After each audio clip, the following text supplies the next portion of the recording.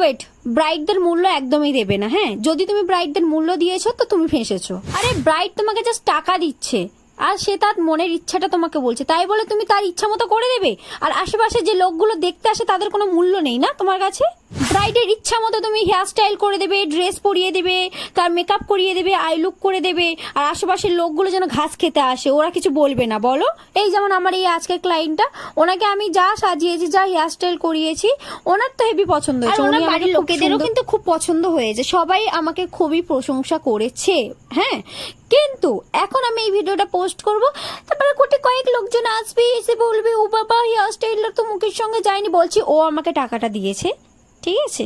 তো ওনার ইচ্ছা মতন আমি কাজটা করেছি। আর তার থেকেও বড় কথা, উনি যে এক্সপ্রেশন দিতে পারছে না, সব থেকে বড় কথা উনি কোনো মডেল না, উনি আমার ক্লায়েন্ট ছিল। আর উনি যেমনটা বলেছে, যেভাবে বলেছে, ওনার স্কিন টোন যেভাবে রাখতে বলে সবকিছু ওনার অনুযায়ী করেছে। সমঝে?